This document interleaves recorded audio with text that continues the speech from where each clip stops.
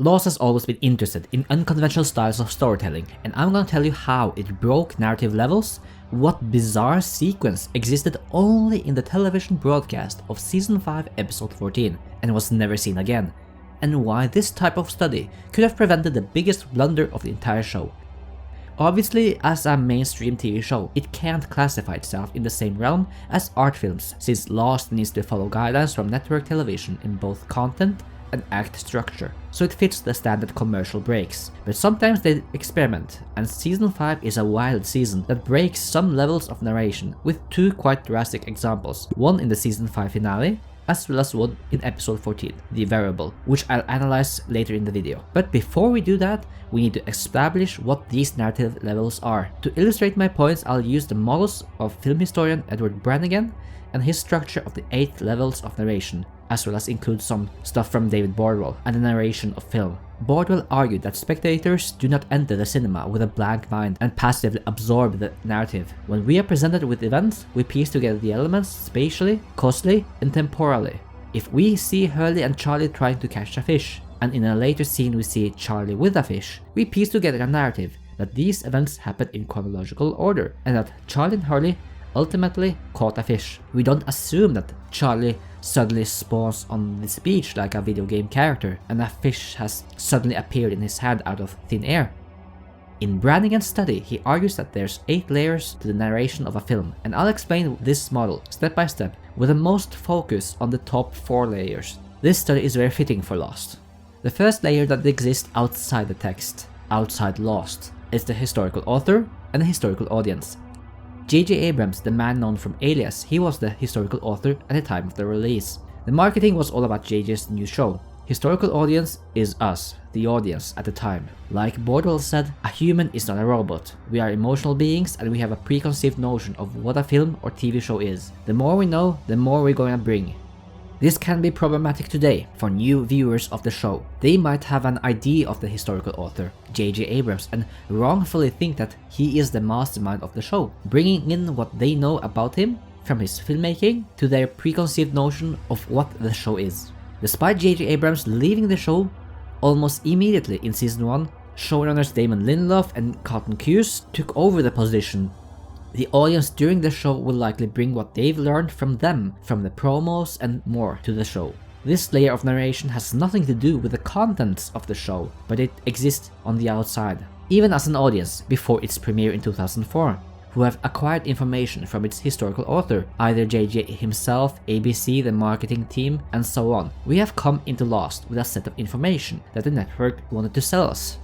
That this is a story about a group of plane crash survivors, so we tune in. And then the first thing we see is an eye, a bamboo field, and a man waking up. We humans look for clues, patterns, and gaps. We wonder and we connect things. Narrative is the actual arrangement of signifiers that communicate a story, and the opening scene gives us signifiers that this is a human. It is a human who woke up. He's in a bamboo field, he's not where he's supposed to be. Sometimes a movie or a TV show will start with an establishing shot, let's say a New York cityscape or in outer space, to help us. But this place is unknown to us. He's dressed in a suit, for some reason. He hears a sound. Who is it? It's a dog. We're piecing together the puzzle. The canvas later opens up, revealing more and more, until we realize that we are in the middle of the aftermath of a plane crash. So our preconceived notion was disputed. Our idea and what we might have brought mentally about the show and narrative structures was challenged. On the causal segment, establishing shots of Sydney Airport, getting to know some characters, they are boarding the plane and experiencing turbulence, is removed. This segment is placed sometimes later, even in the season finale. The information we're given in the pilot is that Lost is a non-linear narrative. It's still targeted towards a large demographic, a mainstream audience, but it has always been interested in exploring film language as much as it can in that rigid framework that is network television. Personally, I would have disliked the show if it was a classical desert island scenario with a causality in a straight line. Flashbacks in itself are a common part of non-linear narrative. Let's continue moving in the levels of narration. We've covered historical author and historical audience and what they bring to the text. Text in this case means Lost as it is presented to you. That could be a Blu-ray disc or an MP4 file with the Lost episode, the surface. is the episode before you press play. Fiction is the episode from the moment you've pressed play until it's over. In between these layers, the text and the fiction, you have an extra fictional narrator, and that is the small credit text that comes up. J.J. Abrams, Damon Lindelof, and Jeffrey Lieber. It's information, and it can give us a little bit more about the author and more to the experience, especially when they spoil a specific cast member. But it exists between these two layers. This information is not floating on the island, nor is it given to the characters on the show, but to the extra fiction narrative, meaning us. Another part of fiction, but not part of the story world, which is what we tune in to see, the actual meat of the episode, is some supplemental material that coexists with the episode and is more apparent during the broadcast. From here! We didn't get enough fuel! We can't go there! He's there! Son, I'm so It's sorry. down there! I know We gotta go there! No, I'm not leaving it! Get there! No, we're not leaving it! The ABC logo and the subtitles. ABC is also free to add in small ads, like in 2010, to the annoyance of a lot of fans when the V countdown blocked Sun's writing in the episode The Package. When the episode starts, they are obligated to inform of the TV parental guidelines during the start and usually after a commercial break is over. When ABC sends the physical files to other countries, they don't send these elements. These countries can apply their own channel logo as well as their own ads and subtitles, even with the ability to remove the English subtitles for the Korean words to add in their own subtitles. Other countries, such as Poland, lower the master volume to add in a lector, a dubber, who dubs all dialogue without matching the mouth movement, like this. Lot numer 815. Dobrze, że was odnaleźliśmy. Przeżyła spora grupa ludzi. Wspaniale. Problem w tym, że musimy zabrać chłopca. Co powiedziałeś? This is something that gets lost on its way to streaming or physical media. That you had this distinct digital signature to the fiction, which was different from the place it was broadcasted. Each country had a unique Lost episode. The fiction of a Lost episode is roughly 42 minutes long, but the whole text is longer. From the perspective of a TV channel like ABC, the variable is 1 hour long. Both ABC and the showrunners refer to the episodes on ABC as hours. You got 4 weeks, all new episodes with a 2-hour season finale. It's a 2-hour season finale. ABC is doing is they're going to have a clip show at 8 o'clock, and then they're going to have a 2-hour block of the finale. For instance, the season 5 finale is composed of 2 parts, both 42 episodes long, totaling a runtime of 1 hour 24 minutes. It is still referred to as 2 hours. On ABC, the text of Lost is this block over here because a normal Lost episode is constructed by act breaks. You've got an element of fiction, aka the previously on Lost montage. Previously on Lost. Oh, whoa. Desmond. As well as the diegesis, the story world, before the Lost title comes up. That's the time when the first commercial comes up. Then there is a commercial break after Act 1, Act 2, Act 3 and Act 4. And after Act 5, the Lost title comes up. The credits roll as well as a short video of Bad Robot Production and ABC Studios, along with a promo for next week's episode. If we do what's written in that journal, our plane never crashes. Flight 815 lands in Los Angeles. All the misery that we've been through, none of this would have happened. Next Wednesday. Other TV channels did this differently. For instance, in my home country there was only one commercial break, often placed after Act 2. For ABC, Lost lasts 1 hour. It would be like you were reading a book and in between the chapters you had to go through several pages of ads. It's an annoying feeling to be engrossed in the narrative and then suddenly you're thrown into this. I'm from the future. Nothing beats our new Southwestern Bacon Burger, new Chili and Onion Burger, or our classic Turkey Burger. Try one now and get a hot fudge sundae free. There is an obtrusive element with a commercial break. We adjust our thought process. We escape this narrative level and enter the real world again. Maybe go get a snack, go to the toilet. A 2007 study at the University of Stockholm took a bunch of people and documented their reaction and behavior around commercials when they were watching exciting TV shows, and found that there's various levels of attention whenever a commercial break interrupts the program. And the study called the commercial break a paramedium, an ever-present part of the viewing experience. The commercial break, by punctuating the viewing experience, spurs off thoughts about what tasks need to be performed. In the view of the commercial break as an opportunity creator, the break symbolizes an opportunity to undertake what is needed without missing anything vital. In the view of the commercial break as a guilt reducer, the break symbolizes an obligation, a sort of a rude awakening from the program experience. By getting immersed into the program, the viewer creates a personal space for themselves, where they are allowed to, for a brief moment, to forget the daily demands and pressures. They also found out the subjects could just adjust themselves, an annoying element of the show that they got used to with the act breaks. For network television, it is a routine whenever there is an ad break. It's not like they abrupt you in the middle of a sentence. In season 2, Lost tried to do something different. During the episode 2 for the Road, one of the commercial breaks was connected to Lost. They aired a commercial for the alternate reality game, The Lost Experience. Let's get 2 free in-store rentals every month, all for just $14.99. Sign up now for a free 2-week trial at Blockbuster.com. Since the dawn of time, man has been curious, imagining all that is possible. The Hanzo Foundation, reaching out to a better tomorrow. Discover the experience for yourself. Call 1-877-HANS-ORG. According to the New York Times, it was a multimedia treasure hunt that makes use of email messages, phone calls. Welcome to Verizon's voice messaging service. The Hanso Foundation is located at 544 Prasad Singhbai. Commercials, billboards, and fake websites that are made to seem real. Created by a marketing team by the writers as well as ABC, Channel 7 in Australia, and Channel 4 in the UK. Sponsored by Sprite, Jeep, Verizon, and Monster.com. It was commercialism intertwined with Lost. And Lost was not a show with much product placement. By starting up the Lost experience through ads during Lost, made the audience pay attention during the commercial breaks.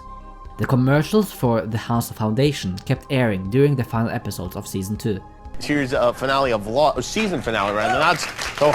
God forbid the series finale. Great episode. A lot of the questions that we've been wanting to know answered. We even found out why the plane crashed. In a minute, we're going to talk to Hugh McIntyre from the Hanso Foundation. Serious Lost fans know that this is a big scoop for us. The game was obviously aimed at the more hardcore Lost fans to make them obsess about something when Lost was on a summer break. But it certainly combined so many elements outside the diegesis of Lost. The Lost experience is a separate thing from the TV show, so it's not part of this analysis, but it's worth mentioning. Thank you and namaste.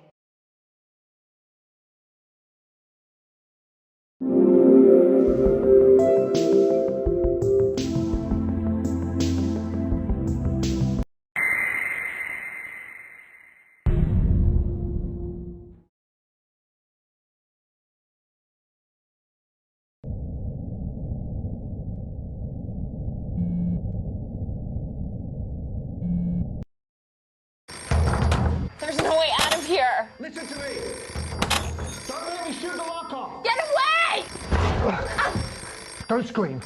Come to me. Stay low. After this, I'm gone. Underground. Good luck, Rachel. Hey, wait, I have a question. Hello? Yeah. Have you shaved?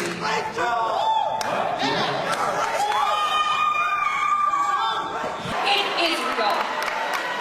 The Hanso Foundation is real. The Dharma Initiative is real.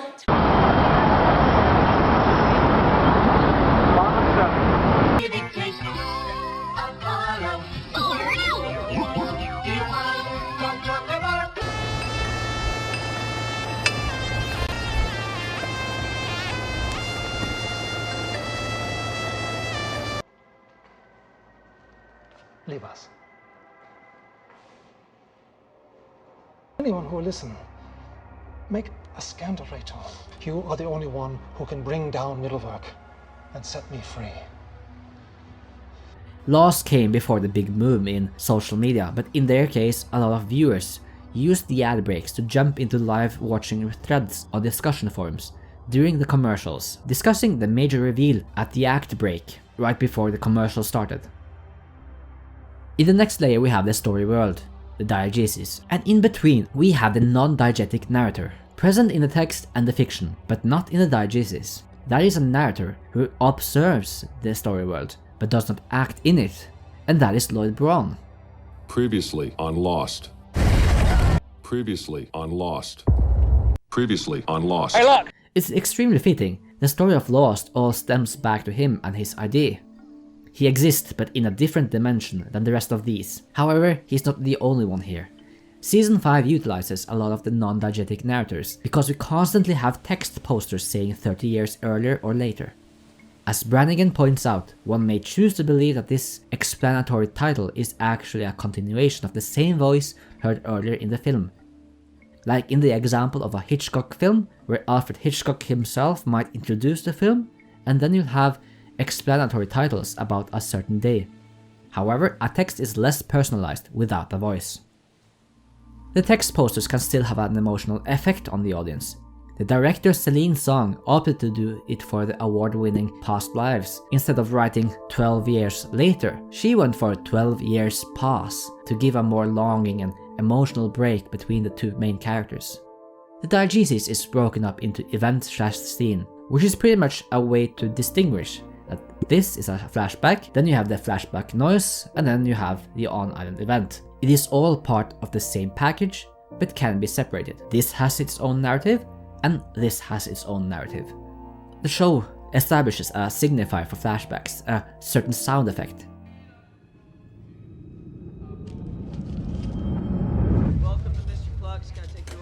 So for a couple of seconds we know we'll be transported from one point in time to another. If you know that, you can close your eyes, hear the sound effect, and know that it's Lost's own tool that cuts between the island and off the island in the past. We're already mentally prepared for breaking the linear structure. It's not like that always. Sometimes an act break goes directly to a flashback, or the episode starts directly in a flashback. Therefore the season 3 finale is such a groundbreaking part of the show. Bordwell said that every film trains its spectator.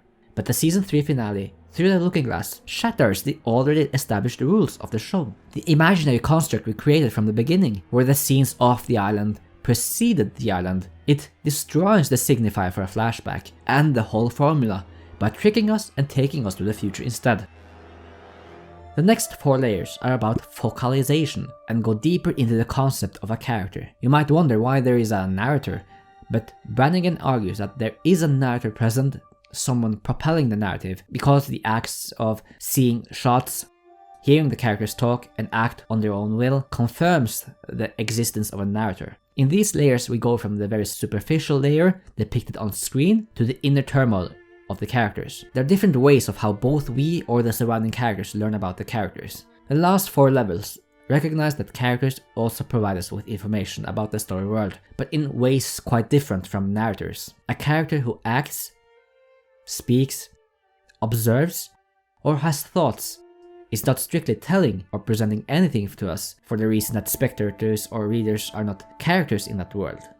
For JJ, Damon, Carlton, Lloyd Braun, the text posters or even the flashback sound effects are aware of our existence, since they are speaking directly to us. The narrators in the last 4 levels do not speak to us, they live in this world, they directly experience narrative events.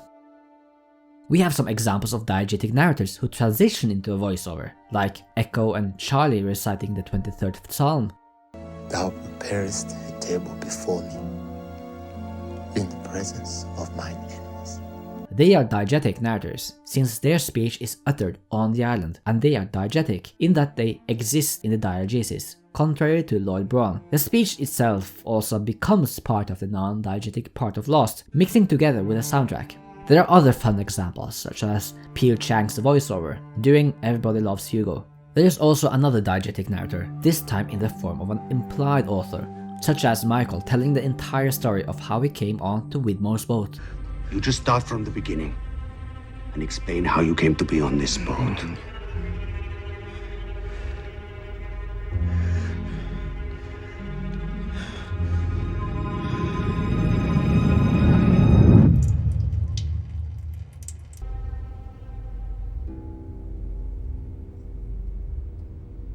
So you're telling me that you're working for Benjamin Linus?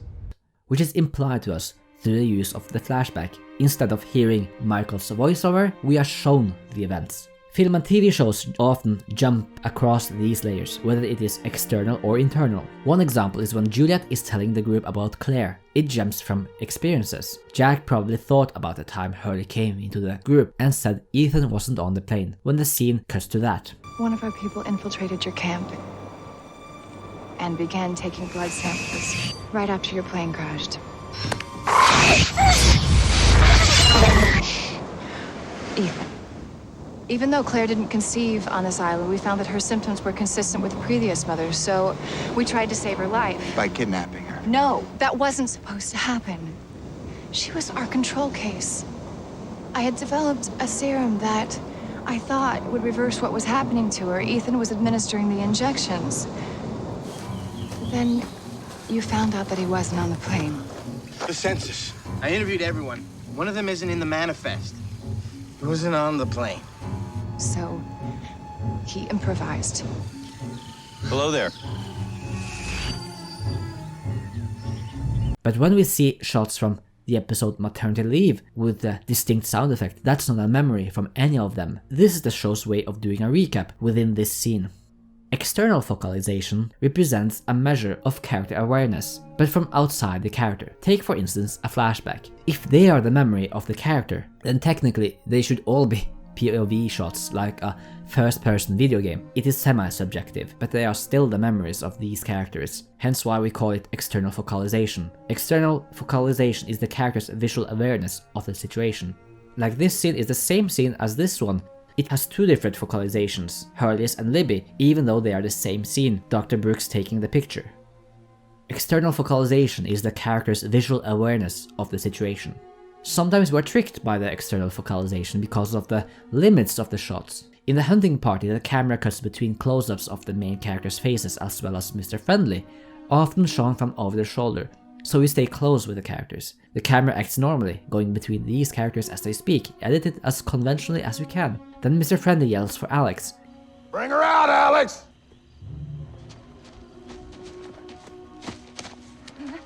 We know that the characters look at the person who brought out Kate. Since we, the audience, know that Alex is Rousseau's daughter, we create a mental image that our characters witness a teenage girl bringing Kate to Mr. Friendly. However, we learn later that this is not the case, so we can be tricked. Bring her out, Alex! Go on. You. Come on, Alex. Please.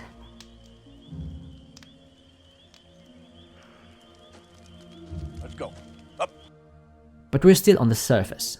The further down we go into the levels of narration, the further inside the characters we go, from what they do to what they say. The episode Expose first shows us Nikki falling down in the perspective of Sawyer and Hurley, where we can't really tell what she's saying. It sounds like Paula lies. The next time we revisit this scene, we're in another level of narration, internal, even including a point of view shot, and with an emphasis on that her actual words were paralyzed. Hey, what happened? Paralyzed.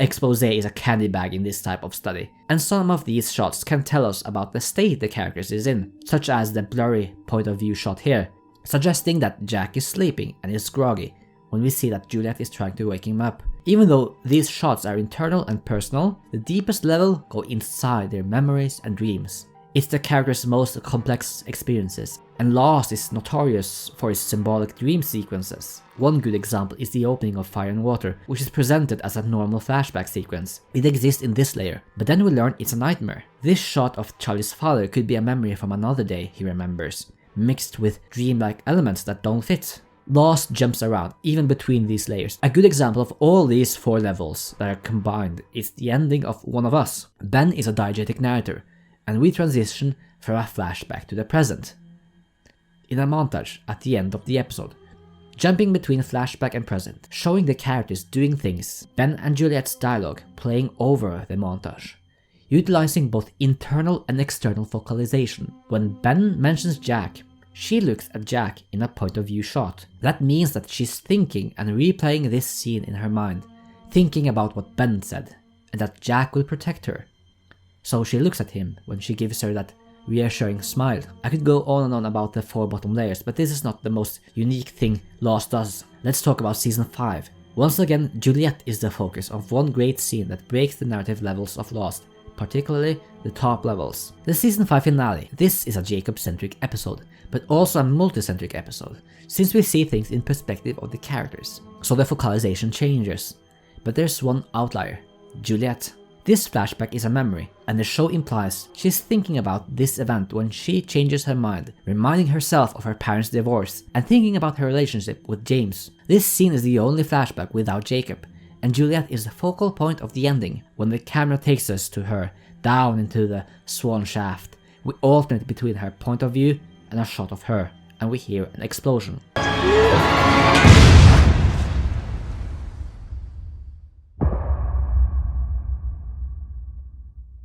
The audience is trained in Lost, and we know that as soon as we hear a Lost thud, when it cuts to black and the Lost title comes up, the episode is over. Sometimes it's a more quiet transition, but it still goes to black.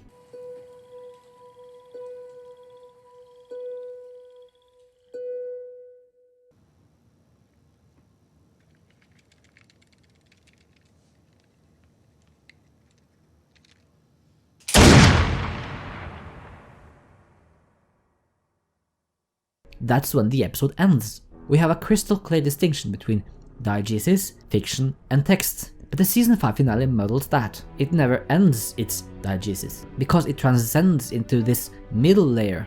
When does the white light coming from the Jughead bomb and the white title card meet? We hear the explosion during the whiteness, suggesting that the diegetic sound effect of Jughead exists in the text when the Lost title comes up. So the characters suddenly exist in a new dimension, in some sort of limbo. Lost breaks its own narrative structure here. This is such an amazing ending since it also puts the audience in some sort of limbo. We have an endless sea of possibilities of where the show will begin in Season 6 because of the ramification of the bomb.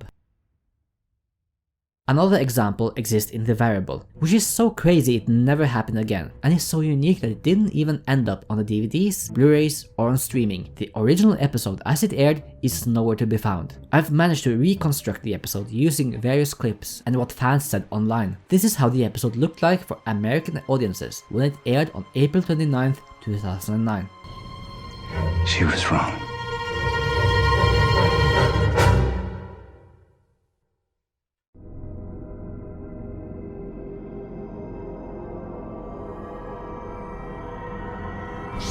And now, an exclusive sneak preview of the new film Star Trek.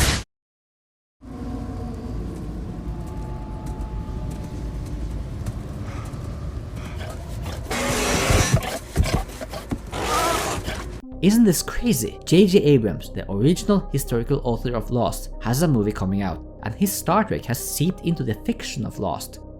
The commercial exists within the show. It's a film with several of Lost's very own cast and crew, so I guess it wasn't tricky for them to give a go ahead for a wild creative intrusion of Lost like this. This thing only happened once, and just on the ABC. It's just so bizarre, just like the Jughead bomb when those Lost ends and the ad begins. The audience that are trained into thinking that ads begin after the Lost logo has flown past us, between the O and the S, are caught with their pants down when the ad has jump-started earlier, hooking them into watching a brand new TV spot for Star Trek. The para-medium has blended itself with Lost. The story of Lost transitions into the story of Star Trek, since even though it is a commercial, a TV spot has some narrative structure as well, with shots creating some story, excitement, and maybe some humor, mostly to get you interested. These two different texts exist together, and they were even marketed that way. ABC even promoted this intro in the week prior to the episode airing. Tonight, the landmark 100th episode of Lost. The wait is over. And an exclusive sneak preview of the new film Star Trek. ABC's Lost, the 100th episode. Tonight, 9/8 Central on ABC.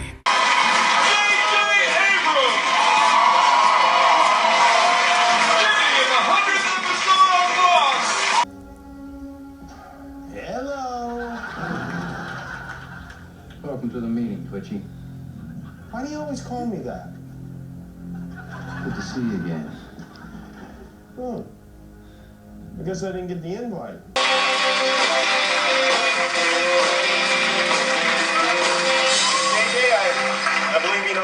like you had him drowned. I want to say congratulations on 100 episodes of Lost. Oh, it's very nice. It's a fantastic show, and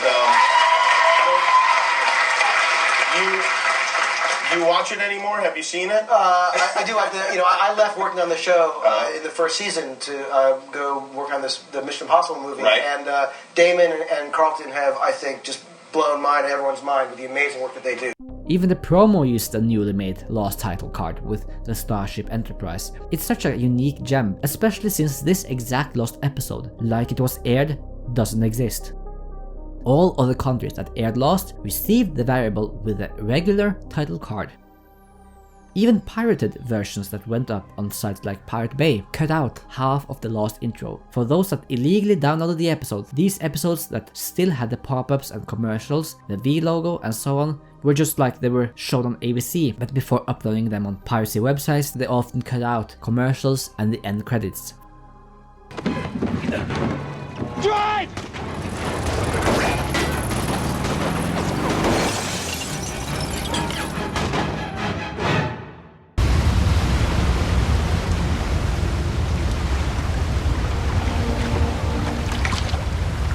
For this episode, the pirated version of the variable was like this.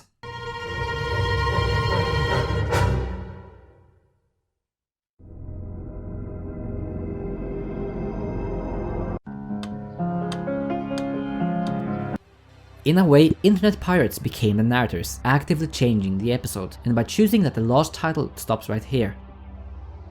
They did not recognize the Starship Enterprise as part of the episode, even though it technically was, but only for American audiences.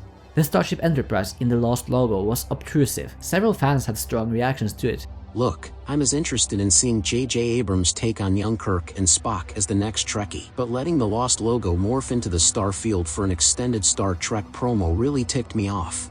Lost is a show about mood, and every bit of it, the title sequence included, is a part of creating that mood, and turning that sequence into product integration broke the mood, big time. It throws out everything we've learned about Lost with this bizarre combination of TV show and advertisement. As a spectator, we don't think out loud that now this character is diegetic, now we're in this narrative, and so on. It's an automated psychological process. We know stories well enough that we glide through the narrative without thinking about stuff like this, but there is an obtrusive psychological element when an ad comes on, and the more shocking and unnatural it is, the more we react. Lost could never have the creative freedom to do something as crazy as the 8th episode of David Lynch's Twin Peaks: The Return, but the amount of non-linear storytelling and jumping through narrative levels is truly special for a show on a network channel owned by Disney. We've been trained that Lost does a lot of crazy stuff in their distinctions between the narrative levels. This is where ABC's biggest blunder comes into play. When the show ended, ABC decided to add in archival footage in the end credits of the show. Footage from season 1, showing the plane wreckage on the beach with no survivors present. So when the diegesis ends, with Jack closing his eye, it transitions to the Lost title card, and then to this layer before the credits end and a commercial break starts. After the commercial break, we will continue on to Jimmy Kimmel's Aloha to Lost.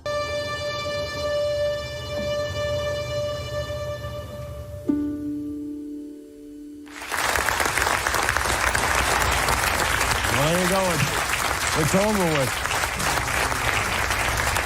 This guy was crying the whole time. I really am embarrassed for him. Well, Lost is done, and I don't know what we have left. I really don't. Tonight, the cast is here to reflect, to dissect, and to hopefully answer the question that I think is on everyone's mind right now.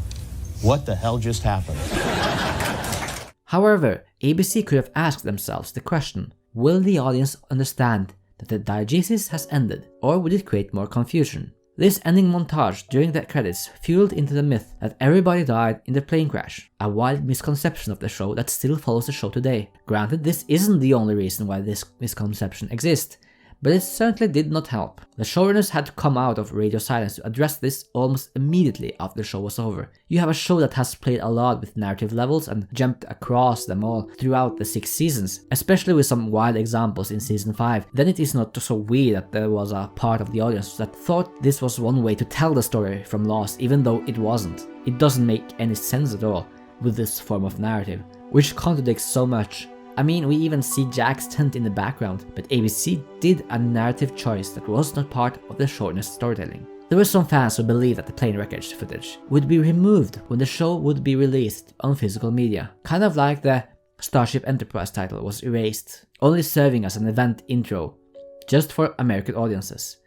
But it still stayed on. It's still part of Lost, but the odd version of the variable is an episode that is pretty much impossible to obtain. It wouldn't be the first time we've lost material from the show. For instance, the various season finales of Lost have several seconds missing of small scenes that got lost in syndication or when they were cut down on the DVDs. For instance, the amazing season 3 finale twist is longer, showing Jack contemplating on calling Kate while drinking more of his liquor.